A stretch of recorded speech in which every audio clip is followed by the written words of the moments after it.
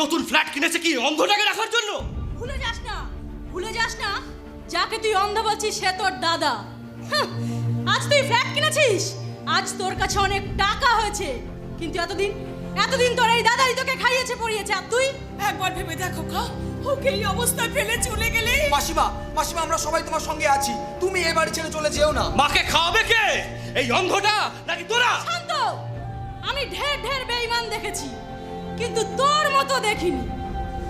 কোথায় এই অবস্থায় দাদাটার একটু পাশে দাঁড়াবি, তা নয় কাটা ঘায়ে নুনের ছিটে দিচ্ছিস। হ্যাঁ দিচ্ছি আর দিচ্ছি, কারণ এই কাটা আজ ক্যান্সারে পরিণত হয়ে গেছে।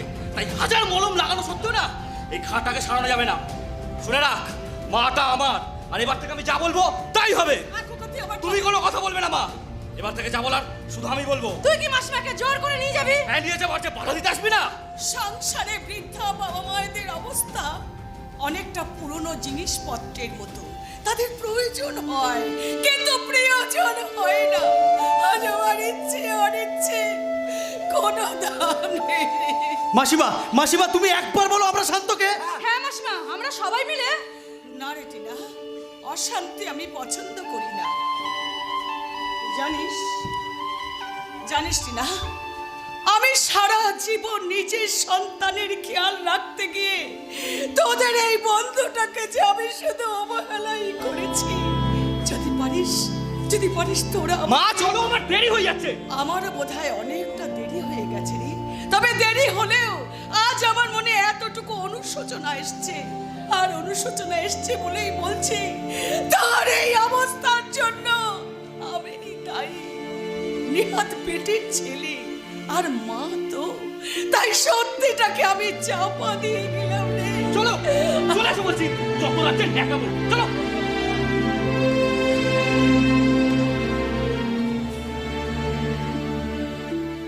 ছোট মা কি চলে গেল? হ্যাঁ গুরু, হ্যাঁ, ওই শালা শান্ত জোর করে নিয়ে চলে গেল মাসিমাকে। কিন্তু মাসিমা কোন সত্যির কথা বললো?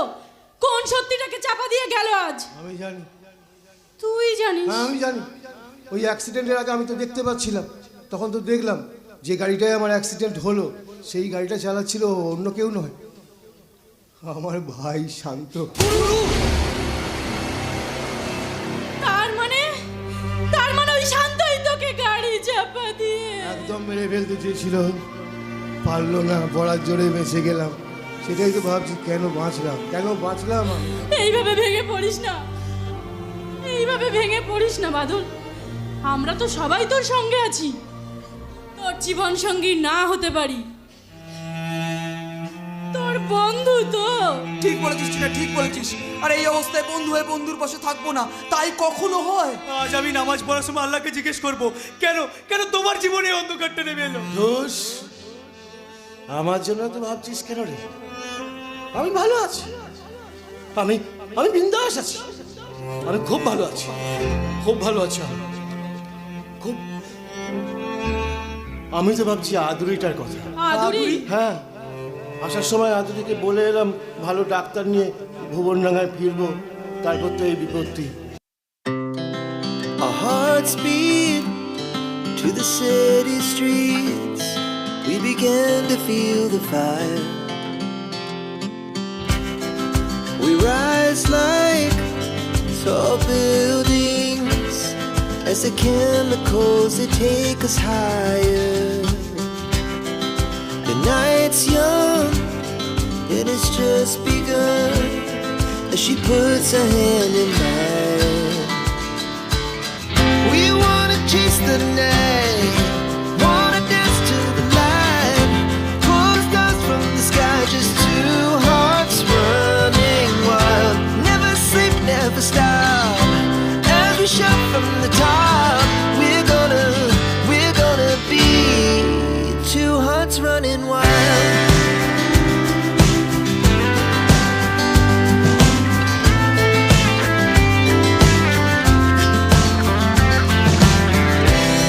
Now the morning is the afternoon. We lay awake in bed. The laughs so loud as the hours pass. We're gonna do it all again.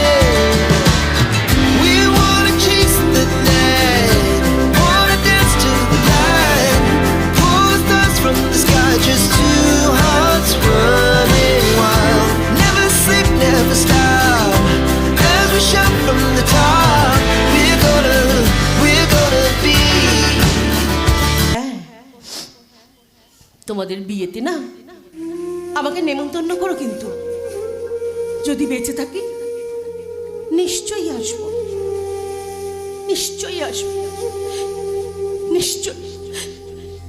চলে এসো বাবা। যাবো তো নিশ্চয়ই, কিন্তু তার আগে ওই জানোয়ারটার সাথে একটা বোঝা পড়া করি, তারপর যাব। এই জানোয়ার, বল কেন কেন আমার মেয়ের জীবনটা নিয়ে এভাবে ছিনিমিনি খেললি কেন? কেন? এই বাবা, আমি কারোর বাবা টাবা নই। আমার ইচ্ছে করছে এই মুহূর্তে তোকে গলা টিপে খুন করে দেই। কেন করছিস?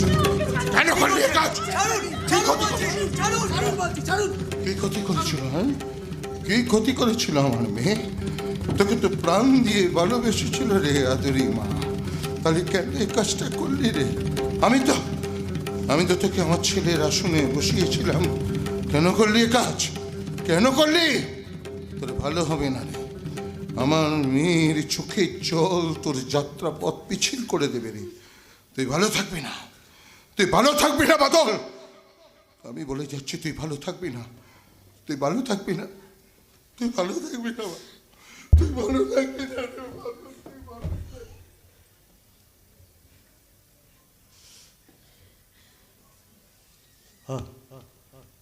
আদুরিরা কি চলে গেল রে? হ্যাঁ গুরু। আমাকে একটা বেইমানির কাঠগোড়ায় দাঁড় করে দিয়ে চলে গেল মেয়েটা। তুই তো আজ সত্যিটাকে বলেই দিতে পারতিস বাদল। হ্যাঁ, একবার বলতে তো গেছিলাম, একবার বলতেও গেছিলাম, কিন্তু শুনলো কই? তার আগেই তো ওই বেইমানির কাঠগোড়াটায় আমাকে দাঁড় করে দিয়ে চলে গেল। আমার না সত্যি আজ ডুকরে ডুকরে কাঁদ দিচ্ছে গোচ্ছে রে গুরু, টুকরে টুকরে কাঁদ দিচ্ছে বাদল।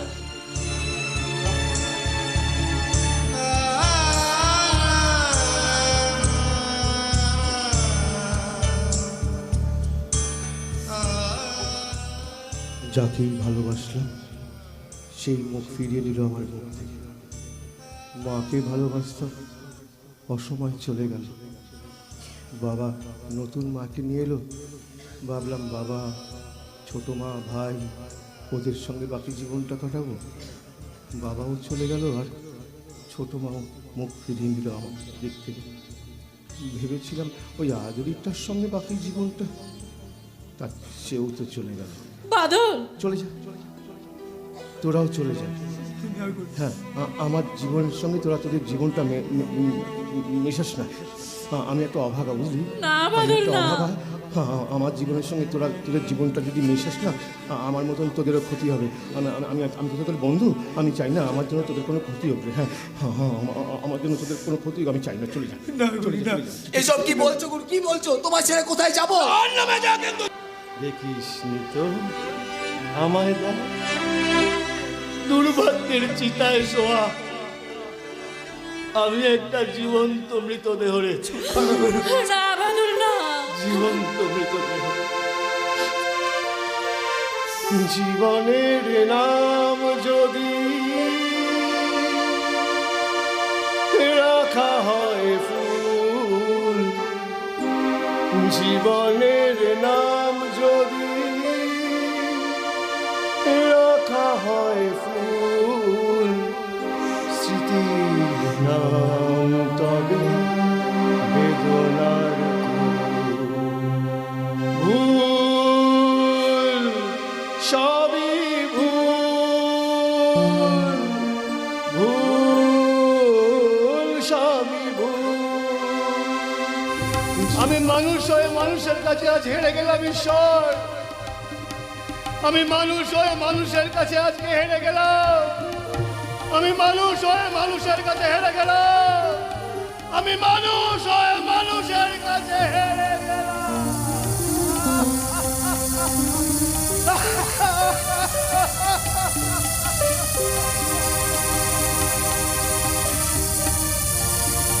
ফুল ফুল ফুল। এই পৃথিবীতে তোর জন্ম নেওয়াটাই ভুল হয়েছে রে আদরি। তাই তো সেই ভুলের মাসুল আজ তোকেই দিতে হবে। তাই তো আমি আজ এখানে এসেছি। 100 সবলে লক্ষিন্দরকে শেষ করে দেবার জন্য যেমন কালনাগিনী ছোট্ট একটা ছিদ্র দিয়ে লোহার বাসর ঘরে প্রবেশ করেছিল, তেমনি আমিও ঢুকে পড়েছি। আজ আমি তোকে ছবল মারবো, ছবল। কি ব্যাপার, তুই আবার এসেছিস? তোকে না এখানে আসতে আমি বারণ করেছিলাম, আবার এসেছিস? তবু এলাম, একটু খোঁজ খবর নিতে এলাম। আপনার মেয়ে একটু একটু করে কেমন মৃত্যুর কোলে ঢলে পড়ছে, সেই খোঁজটাই নিতে এলাম গো কর্তা। কষ্ট হচ্ছে তোর জন্য না, আমার খুব কষ্ট হচ্ছে। ওরে, ঘরে হাঁস মুরগি থাকলে তার প্রতিও মানুষের মায়া পড়ে, তোর মনে কি দয়া মায়া মমতা বলে কিচ্ছু নেই রে? কলিযুগ, এটা কলিযুগ কর্তা। এই যুগে মায়া মমতা বিবেক চেতনা এইসব শব্দগুলোর কোনো মূল্য নেই। আজকের দিনের মানুষ স্বার্থপরতার পোশাক পরে শুধু নিজের স্বার্থ সিদ্ধির জন্যই দৌড়চ্ছে। বেজা বেজা, আর দৌড়স না। এরপর কোন দিন দেখবি দৌড়তে দৌড়তে মুখ থুবড়ে পড়েছিস। আমার কথা না ভেবে আপনার কথা ভাবুন কর্তা, আপনার মেয়ে আদুরির কথা ভাবুন। আমার বাবা কি ভাববে না ভাববে সেটা বলার তুই কে রে? ও বাবা, গলার জোর এখনো আছে দেখছি। আরে আমি তো ভেবেছিলাম তোর চোখের নিচে কালি পড়ে যাবে, বিছানায় শুয়ে শুয়ে তুই মৃত্যু যন্ত্রণায় ছটফট করবি, আর আমি তোর মুখে গঙ্গা জল দেব। সত্য। রাগ করছেন কেন কর্তা? আরে যা সত্যি তাই তো বললাম। বেরিয়ে যা, বেরিয়ে যা, এক্ষুনি এই বাড়ি থেকে বেরিয়ে যা রে জানোয়ার। আয় আয় আয়, বেরিয়ে না গেলে কি করবি? মারবি নাকি? কবজির জোর এখনো আছে দেখছি। ও কর্তা, আপনার মেয়ে আবার সুর করে কি যেন বলতো, আমি যাতে নারী না মাধুরী। বাবা বাবা, আমি আর সহ্য করতে পারছি না বাবা। বাবা তুমি ওকে বেরিয়ে যেতে বলো। আমি যা সহ্য করতে পারছি না, আমি আর সহ্য করতে পারছি না বাবা। তুই যেতে হোস না মা, তুই এটি চুপ করে দাঁড়া, আমি দেখছি, আমি দেখছি মা, আমি দেখছি। সত্য সত্য সত্য, আমি আমার মেয়ের জন্য সবকিছু করতে পারি, সত্য সবকিছু করতে পারি। আমি তারাশঙ্কর গায়েন তোমাকে হাত জোড় করে বলছি, তুমি এখান থেকে চলে যাও। আমার মেয়েটা যে বড় অসুস্থ গো, আমার মেয়েটা যে বড় অসুস্থ। যাবো কর্তা, যাবো। তার আগে আপনার মেয়ে কিভাবে শেষ নিঃশ্বাসটা ত্যাগ করে আমি সেটা একটু দেখে যাই। সত্য সত্য, আমি হাত জোড় করে বলছি, আমার মেয়েটা বড় অসুস্থ। তুমি না বাবা না, বাবা তুমি কি করছো বাবা? ওর মতো একটা জানোয়ারের কাছে তুমি হাত জোড় করছো কেন করছো বাবা? তুমি কি করছো বাবা? তুমি কি করছো? দিদি কর্তা বাবা কি করছে সিটো আমি জানি নাই। তুমি দূরই খঞ্জা করা উচিত সিটো কর, ফিলে ইটো ধর আর মার ওকে। সত্য। কি রে, তুইও আবার আমার হাতে পায়ে ধরবি নাকি রে? না রে, আজ তোকে মেরে আমি অশুভ শক্তির বিনাশ করবো রে শয়তান। এই আদুরি, সত্য। সরে যাও বাবা, সামনে থেকে সরে যাও, শেষ করে ফেলবো। আমার বাবাকে অপমান করেছিস না, শেষ করে ফেলবো। আমার মৃত্যু সংবাদ দিতে এসেছিস না? আজ তোর বাড়ির লোকেরা তোর মৃত্যু সংবাদ পাবে।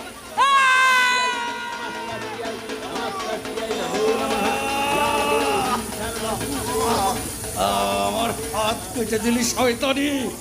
আমার ছেলে প্রশান্ত তোকে ছড়বে না। প্রশান্ত, তুই কি পাগল হয়ে গেলি মা? ওরা জানোয়ার, ওরা তোর কষ্ট বুঝবে না মা। এই যে কথা আমি কি দেখলাম মানে? কি দেখলি রে বাপ? এই ছিলাম এগুলাই বাড়ির ঠিকানা খুঁজছিল, আমি ওদেরকে নিয়ে আসার সময় রাস্তায় দেখলাম ও শালা সত্য কাটা হাতে দৌড়াচ্ছে, আর ওর সারা গাটো রক্তে ভরে গেছে। আজ যদি বাবা আমাকে না ধরতো তাহলে আমি ওকে জানে মেরে ফেলতাম। কিন্তু দিদি এরা কারা? হ্যাঁ, এ তো তোর জামাই দাদার নতুন বউরে সাজি। কি কি গো,